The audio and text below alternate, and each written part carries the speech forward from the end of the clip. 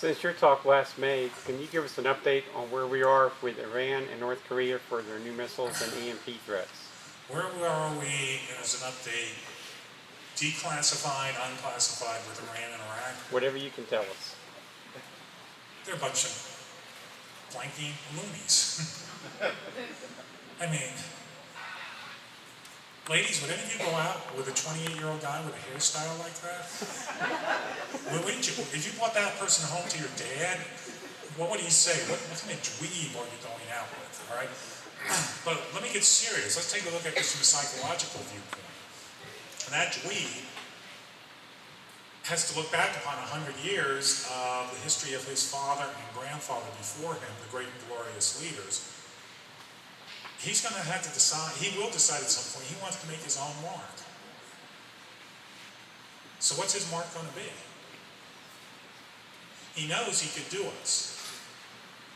And even get away with it. Because they're buried 1,000 feet, 2,000 feet deep. What do? Do we move back onto North Korea? Who do we kill? We kill the slaves on the surface.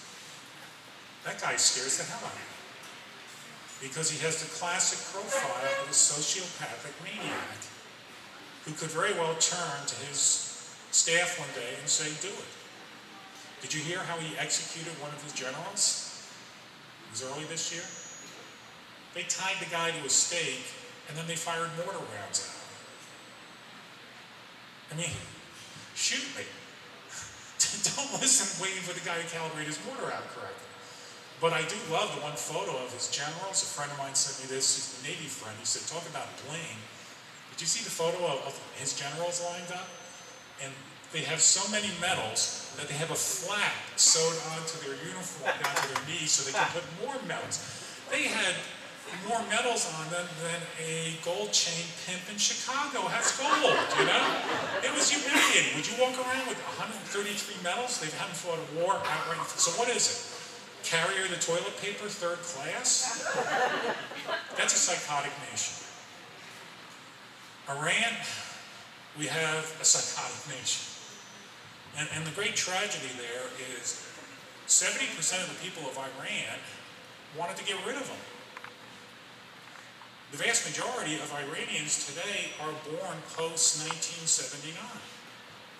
They want to be mainstreamed into the real world, but the fanatics are the ones that are still in control. I don't know if any of you saw, there was a photo, and I have been assured it is a real photo from several sources, of a young woman who has been horribly mutilated, and she's dead, and a crucifix has been jammed down her throat. The photo was so disturbing that I took it off because I was afraid I wanted my daughter to see it. The only other time I've had that visceral reaction is when I was working on a book about the Battle of Pearl Harbor and looking back to what the Japanese did in Nanjing. And a book I had called The Rape of Nanjing had photos of what the Japanese troops did to Chinese women. And my daughter was 14 at the time I was working on that. I hid the book. Because she'll come out, she's a bookworm. She'll go, Daddy, what are you working on? She'll pull the book out. I didn't want her to see it. This photo was so horrifying. This poor girl in Iran, I wouldn't even show it to my students. When you believe that your spiritual leader lives in a web, and you can drop messages to him, who was it? Was it Snow White that looked down well, or Cinderella? It's insanity. And again, they believe they're fulfilling particular prophecies if they destroy the United States. So what have we done? We've done basically zero with anti-ballistic missile shielding. Something that infuriated me was on September 17th, 2009, the administration announced that they were canceling an ABM agreement with Poland. If you look at a trajectory map, Iran flies over Poland to hit us. The administration canceled it on September 17th, 2009.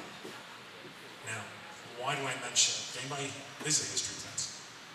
Why is September 17th, 2009 important to the Polish people? Russia invaded Hungary. Invaded them. It is the day that the Soviet Union knifed Poland in the back in alliance with Germany. It would be the equivalent of somebody spitting in our face on December 7th, 2011. The Poles were just struck incredulous, one, by the fact that they've been sold out, but secondly, that you did it on this particular day. Either this is incredible ignorance or incredible arrogance or an incredible middle finger extended to what is one of our best allies in the world. So, how many recall the news last year? There was a Soviet submarine, Russian submarine. They erased that sickle thing. There was a Russian submarine cruising around the Gulf of Mexico for over a week. We didn't know about it. That was unheard of in the Reagan years. When the time of Boomer left their ports, we had an attack sun on their tail throughout, and they knew it. Now it's porous. Anybody could get into the Gulf of Mexico with a cargo ship and do a battle. Game ender. Long answer. Depressing. You know, I promised my daughter when I went to my next book I was going to title it Happy Bunny Goes to Town. And actually it was. I just finished writing a book for NASA a couple of months ago about space elevators. And it's actually a happy book with a happy ending. And my daughter asked me if I needed hospitalization.